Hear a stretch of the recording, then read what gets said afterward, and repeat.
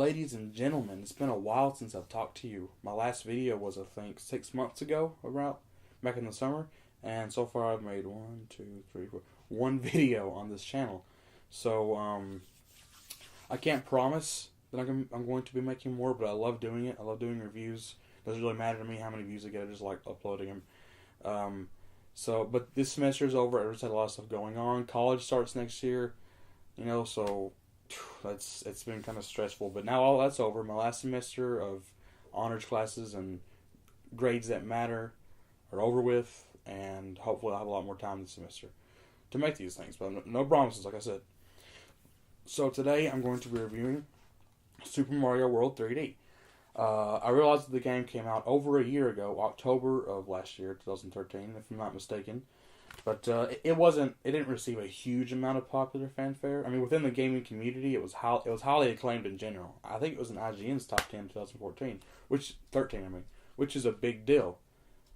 But it obviously didn't receive as much popular fanfare as Grand Theft Auto 5, which is a big deal again.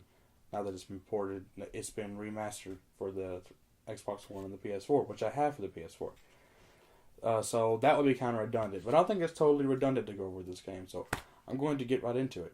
There are 4 main characters which you can play as, all with their own unique strengths and weaknesses. Mario, of course, Luigi, Princess Peach, and Toad. Mario is slower than Luigi, however, Mario has the most precise jumping and the most friction when he lands. So when it comes to the platforming aspect, he's the best choice. Luigi has less friction and less precision in his jumping, but he is faster. And if you're very skilled with the platforming in general in games, then he's a sensible choice. But I think Mario is a better choice than Luigi, honestly, because speed isn't that important most levels. You rarely find yourself longing for more time, except for boss levels sometimes when the bosses take you all to beat. Princess Peach is the slowest out of the 4 main, and she's not the damsel in distress this time. Princess Peach can glide when she jumps, similar to the power with the Tanuki suit, which I'll come back to later, but it's not as strong as the Tanuki suit. Any character wearing the Tanuki suit is going to have more gliding power than Princess Peach. And then there's Toad, who is the fastest of the 4, but he doesn't jump very high, and he falls quicker. So Toad is...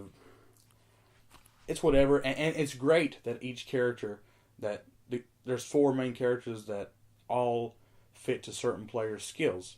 So that's very... So you might find yourself actually using one or 2 characters over and over again, which is totally fine. I think that's what they intended, really. The game comes with a variety of suits that come with their own powers. The Tanuki suit, which I've already explained. The Fire Flower suit, which is a staple of Mario games, of course. The white Tanuki suit, which I'll come back to. There's one suit that's pretty cool. It actually gives you a Koopa power. It's a boomerang suit, is what I call it. I don't know if it's called something else, but you can throw a boomerang just like that annoying enemy in a lot of Mario games. So that's really cool. And it comes back to you, and it actually utilizes all these suits, including that one, for certain obstacles in the game. And then there's, of course, the most advertised one, the cat suit, which you can see all the characters wearing the cat suit here at the bottom. So the suits are very cool. Every single one of them I found using in certain places. And sometimes you'll have one suit in one another, and then you'll have one suit in one another, which is cool. It's not a complaint. It's fun. It's challenging. Keeping one suit and holding on to that suit. The white Tanuki suit, however, as I said, the Tanuki suit allows you to jump and glide, and also allows you to whip your tail to fight enemies. And I love that suit. I adore all the suits. But the thing about it, though, is if you die 5 times in a level, and this was pointed out to me by somebody else on YouTube, but if you die 5 times in a level, when you come back to wherever you're at, whether you start the level over or a checkpoint, you're invincible if you choose to obtain it. And you don't have to be fair. And I never did. I'm being honest. I never wanted to. I think it takes away from the challenge, the challenge and fun of a Mario game. Because near the end, you might find a couple levels where you do die 5 times. So I'm not totally opposed to it, but I think a kid isn't going to realize the long-term gratification that comes with finally conquering a level yourself, and instead be interested in the instant gratification of using the suit and just speed running through the level. I'm not judging at all. I probably would if I was a young kid, but I just think it takes away from the fun of a Mario game. I think it's a detractor. So that threw me off a little bit. And then there's the green stars. Green stars are in every single level in the game, whether it's a side level that you don't have to complete to progress the story, or a main story level. Never in the game does a main story level require you to collect so many stars before the end of the level. Some of the side levels do, but that's totally cool because they're side levels, and that's the whole point of them, is to collect green stars and sometimes collect power-ups. I really enjoyed that for a long time. It was very, very enjoyable.